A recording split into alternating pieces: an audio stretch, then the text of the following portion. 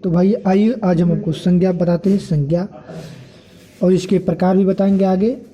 तो संज्ञा किसी वस्तु, स्थान, व्यक्ति या भाव के नाम को संज्ञा कहते हैं। जैसे एग्जाम्पल में आप ले लीजिए, आप खुद बोल सकते हैं जैसे किसी वस्तु का नाम, जैसे पुस्तक,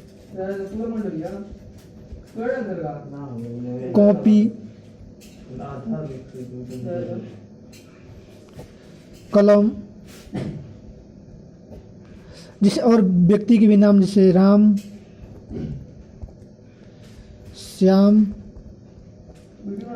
और भाव, जैसे भाव भी आप बता सकते हैं, जैसे अच्छाई, जैसे उसमें अच्छाई का गुण उसे हम भाव बताते हैं, जैसे अच्छाई, बुराई आदि, मतलब हम इसकी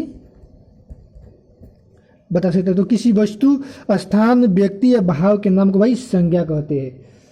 ठीक है, तो संज्ञा के इसके बाद संज्ञा के भाई प्रकार देखते हैं। तो संज्ञा के भेद, ठीक है, तो संज्ञा का भेद सबसे पहला है कि आपका जीवात्मकता के आधार पर, ये आपका फर्स्ट नंबर है, जीवतंत्रता और जीवंतता, यानी मतलब जिसमें प्राण है और जिसमें प्राण नहीं है, सजीव और निर्जीव के आधार पर संज्ञा के दो भेद होते हैं। एक प्राणीवाचक जिसमें मतलब प्राण हो, और दूसरा अप्राणीवाचक जिसमें प्राण नहीं हो। तो इसके जैसे एग्जाम्पल आप देख लीजिए। प्राणीवाचक के एग्जाम्पल जैसे लड़का भाई उसमें जान है। पेड़ पौधे में भी जान होती है। इसी प्रकार अप्राणीवाचक में जैसे ईंट, पत्थर आदि हो जाएंगे, इसके भी आदि हो जाएंगे। ठीक है, तो इसको अगर संज्ञा के गणना के आधार पर बांटे तो यह भी दो प्रकार का होता है। फर्स्ट गणनीय और दूसरा अगणनीय। मतलब गणनीय मतलब जिसकी गिनती की जा सकती है। ठीक है, तो गणना करने वाली चीज़ें देख ले, जैसे आम को भाई गिन सकते हैं, आम को भी गिन सकते हैं, लीची भी को भी गिन सकते हैं, कलम को भी गिन सकते हैं, और भी चीज़ें से हम गिन सकते हैं। और अगणनीय से हम गणना नहीं कर सकते, जैसे पानी को भाई हम नहीं गिन सकते ना, दूध को भी नहीं गिन सकते ना, और भी इसके एग्जाम्पल्स हैं।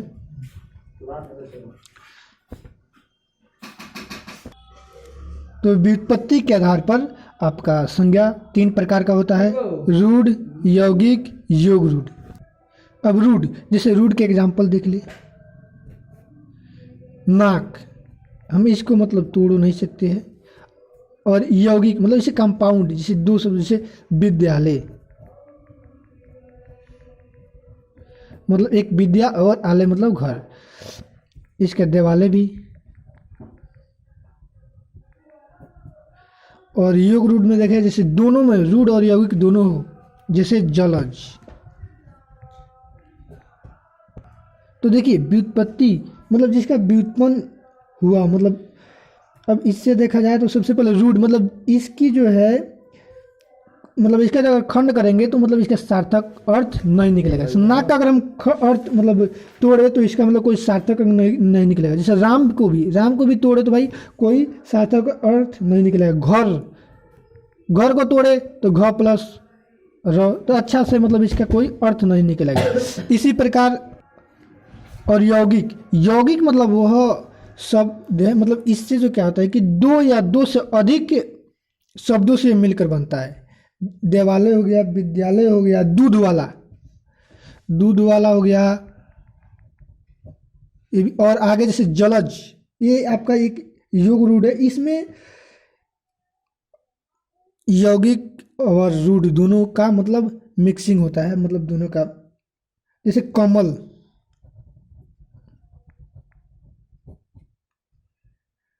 और भी एग्जाम्पल जैसे पंकज, लंबोदर,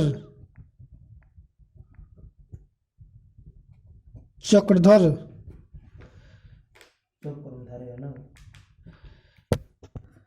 अर्थ के आधार पर संज्ञा 5 प्रकार की होती है। सबसे पहला है आपका व्यक्तिवाचक संज्ञा। व्यक्तिवाचक संज्ञा में एक व्यक्ति या पदार्थ का बोध होता है इससे, ठीक है। जैसे एग्जाम्पल में देख ले, राम, राम से कोई एक ही व्यक्ति का पता चलता है। हिमालय, हिमालय भी एक ही व्यक्ति का, मतलब इससे कोई एक ही वस्तु या व्यक्ति का बोध होता है, ठीक है, इससे हिमालय। पटना, दिल्ली, ये आदि अभी और भी हो सकते हैं। जातिवाचक संज्ञा आपका दूसरा, अर्थ के आधार पर संज्ञा का दूसरा भेद है जातिवाचक संज्ञा। इससे पूरी मतलब जाति का बोध होता है। जैसे फूल, फूल हमने किसी एक फूल का नाम नहीं लिया, जैसे गुलाब, ऐसे किसी भी फूल का नाम नहीं लिया, केवल फूल लिया, तो यह पूरे जाति भर का बोध करा रहा है। शहर, इसमें भी हमने किसी भी शहर का नाम नहीं लिया है। पहाड़, नदी, और भी इसके एग्जाम्पल हो जाएंगे। तो तीसरा है समूहवाचक संज्ञा। जिस शब्द से पूरे समुदाय या समूह का बोध हो उसे समूहवाचक संज्ञा कहते हैं, ठीक है। जैसे इसका एग्जाम्पल ले ले,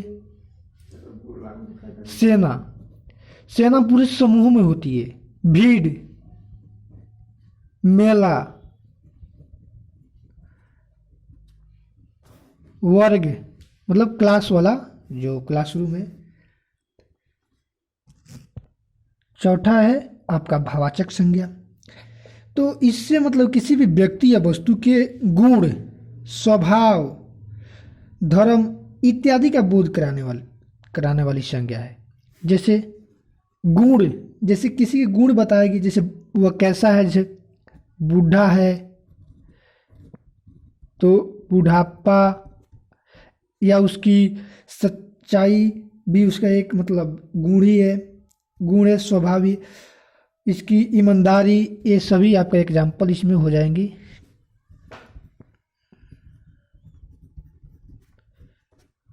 लंबाई भी हो जाएगी।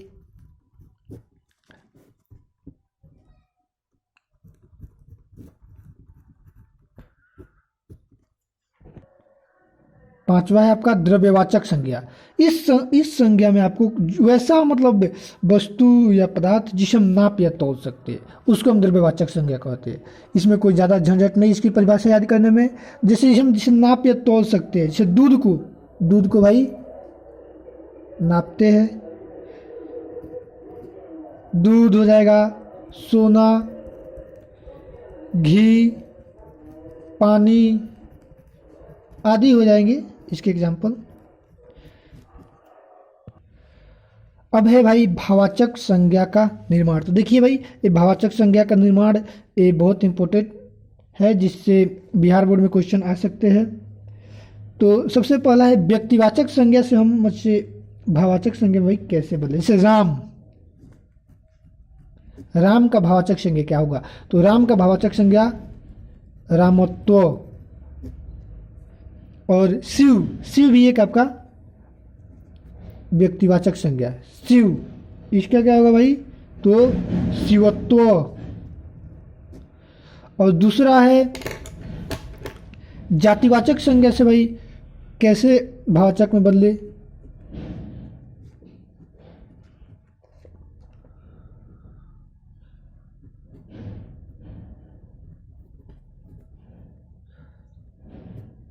तो इसमें जैसे ले ले, अब इसका एग्जाम्पल जैसे नारी भाई एक जातिवाचक संज्ञा है, इसे भाववाचक संज्ञा में चेंज करना है। तो भाई क्या हो जाएगा? नारीत्व। नर को चेंज करना है, ये आप चेंज करिएगा। इसके लिए हम आपको होमवर्क देते हैं। बूढ़ा, तो बूढ़ा को भाई बदलेंगे मनुष्य।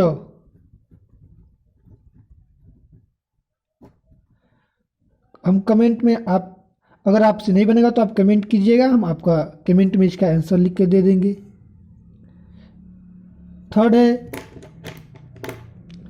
सर्वनाम से कैसे बदले।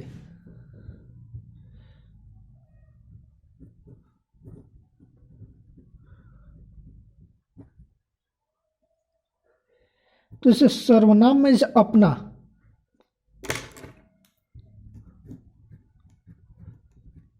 सर्वनाम एक अपना है। अब इससे करेंगे भाई तो अपनत्व हो जाएगा, अपनत्व।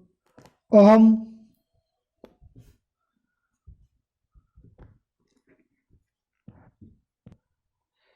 जैसे मम, तो मम भाई एक मतलब इसी को हम कहते हैं मम, इससे हो जाएगा आपका मम। इसी प्रकार और इस सर्वनाम से बदल सकते हैं। तो अब हम विशेषण से भाववाचक संज्ञा का मतलब निर्माण करेंगे, जैसे कठोर,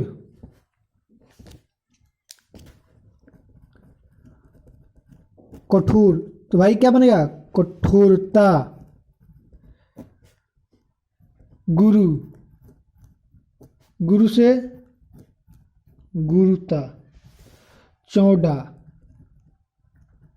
तो चौड़ा से भाई चौड़ाई। सुंदर, तो इससे क्या बने भाई, सुंदरता। और भी एग्जाम्पल हो जाएंगे, आप इसका कोई किताब से इसको बनाने का प्रयास कीजिएगा। अब क्रिया से, तो भाई क्रिया से हमें बनाना है भाववाचक संज्ञा से खेलना।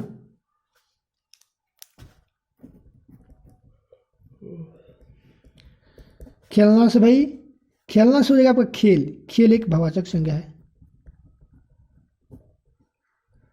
दिखाना से दिखावा।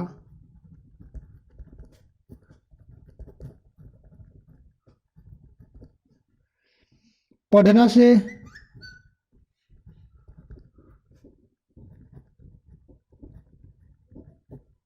पढ़ाई।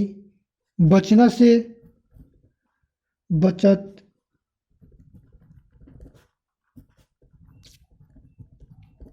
और छठा है अव्यय से। अव्यय जैसे समीप, तो इससे हो जाएगा समीप्य, सामीप्य। दूर, तो दूरी। आदि भी इससे मतलब इसका निर्माण कर सकते हैं भाववाचक संज्ञा से। ये आपका इम्पोर्टेंट है। और मिलते हैं अगले वीडियो में। तो अच्छा लगे तो इसको सब्सक्राइब एवं लाइक और शेयर जरूर करें।